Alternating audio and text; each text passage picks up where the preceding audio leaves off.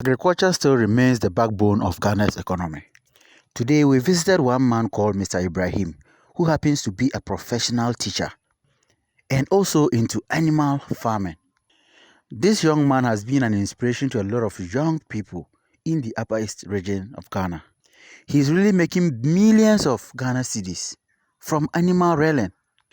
This young man has motivated a lot of young people and advised them to enter into animal farming because he's really making cool cash from this joint business.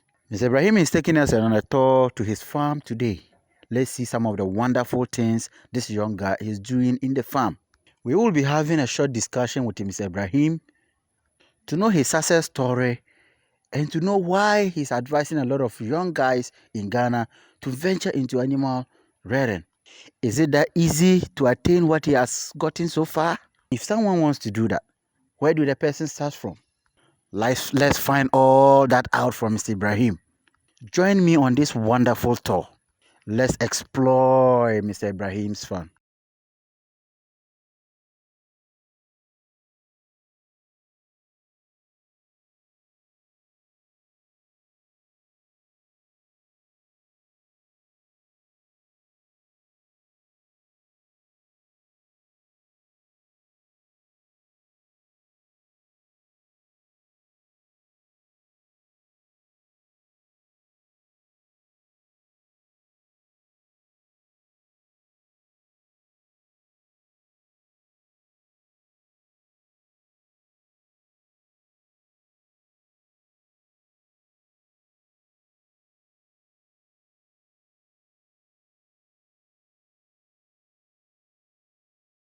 My male rams, they are intensive, and the reason why they are intensive is that I want to avoid inbreeding. Inbreeding in the sense that I don't want them to meet their sisters or their siblings and their mothers. If you allow that to happen, any outbreak, it will wipe out all the animals. So these are my own breed. They are all born here. They are all breeded here. They were all born here. So I'm avoiding inbreeding. That's why they are indoors. I don't allow them into my the stock I want to leave. So I'm fattening them for now.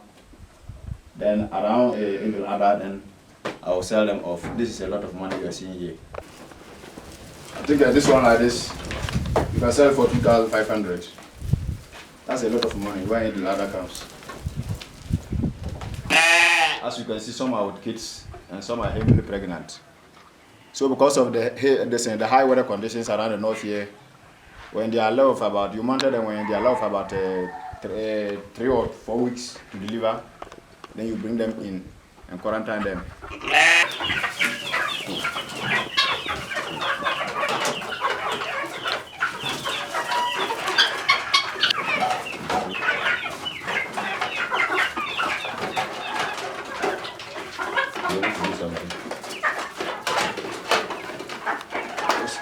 Immediately we enter the thing.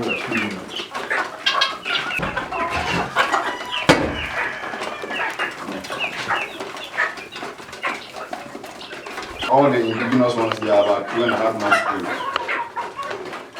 I think even with this, if you are serious, they are even profitable than the foreign.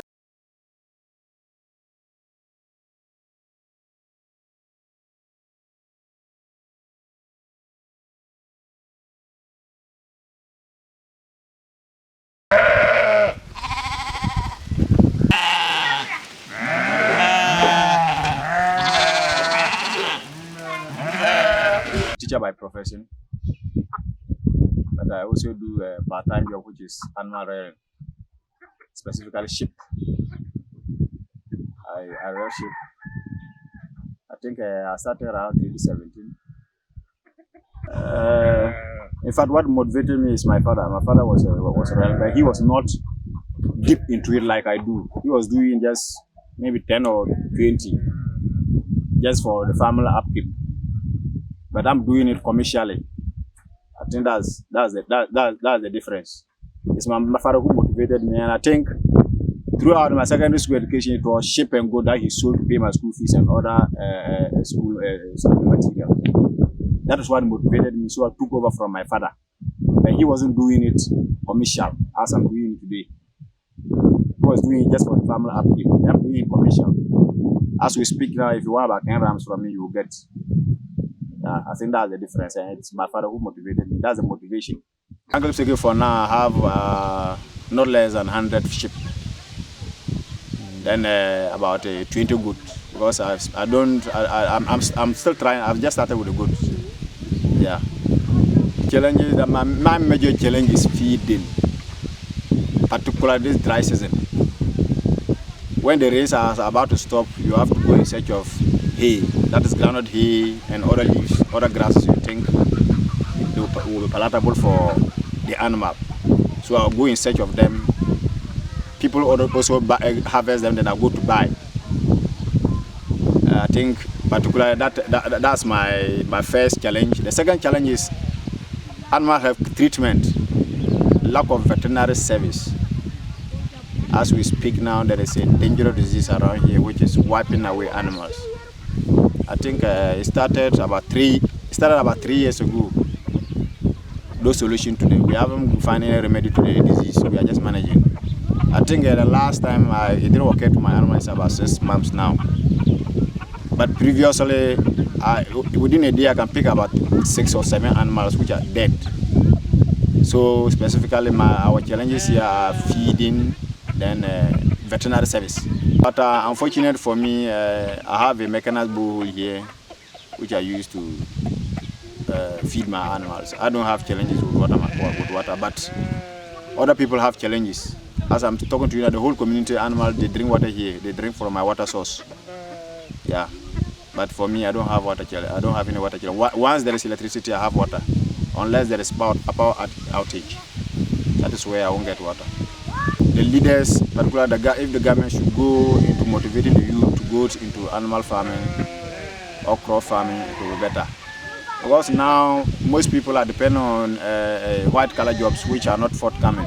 Farming is far lucrative than white collar jobs. So I would say the government should put more focus on the agricultural colleges and then motivate the youth, like funds, help the youth funds, little funds, to get access to lands, then to buy livestock, then in future in a form of loan. Then in future, as the animals grow and reproduce, they will pay back. I think this is the part I want the government to help us. And then with the veterinary service, lack of veterinary personnel, the animals the government too should try and bring more veterinary personnel to help us within the villages to help treat our animals for us. Because frankly speaking, it's time consuming. As I said now, I have nowhere to go. I can't travel. I can't go anywhere. If I'm anywhere, my mind is always on my animal because that's a huge investment. So actually, what my full-time job and then my part-time job is very stressful. But once you are determined, you can do it. As I said earlier on, they are always indoors from morning to evening 3 o'clock. Then after work, I'll come and send them out for grazing. So as you can see, the whole day I have nowhere to go. I'm focused on my work, and that is life. Where will I go? Even if I don't have the work, I have to go and sit and chat and do unnecessary things. But with this way, I think it's better for me. And again from it, it's nothing I'm doing. I'm doing something for myself and my family. So that is what is motivating me to go into it. No. I don't think I never regret it because I planned for going into it. If you are not determined, you can't go into it. I don't think someone should not come and see me have an animal that then you think you go into animal realm. If you don't have the zeal, the motivation, and the heart to do it, I don't think you will do it. Because as I said earlier on, there were people who were even discouraging me to stop animal farming because as I spoke earlier on, there was a disease outbreak here. I could pay about 10-20 animals within a day. So people were just saying, why do I waste my time on them? But now I'm seeing that I'm overcoming them with the help of some few veterinary personnel who are helping me to treat them. I think I'm overcoming them, but not all.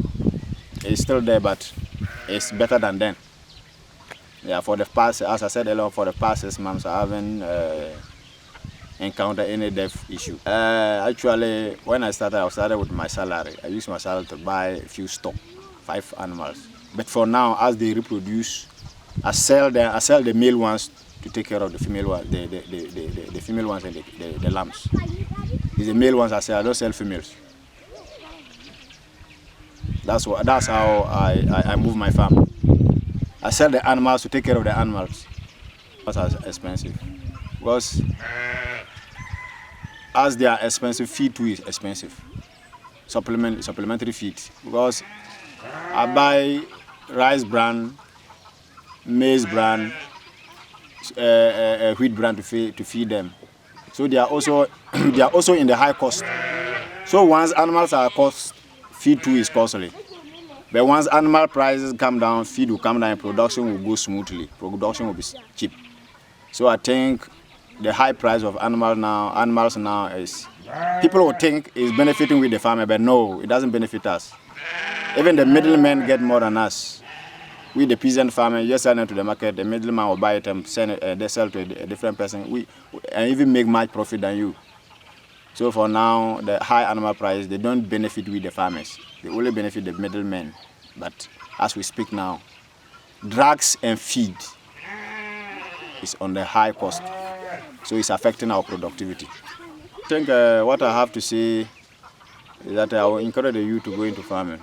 Because you see around, most of the youth, they are roaming about doing nothing, engaging in themselves in unnecessary lifestyles.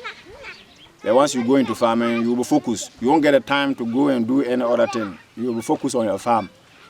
You will focus to make progress. You will focus to make profit. So I will encourage the youth to go into farming. Because now if you sell an animal, the average animal in the market today, if not 500, you won't get. So imagine 500. What can you buy with 500? So I'm encouraging the youth around this area in Ghana as a country to go into farming. It will help them. It will help improve their life. It will make a living for them. So my farming ways are to motivate the youth to go into farming.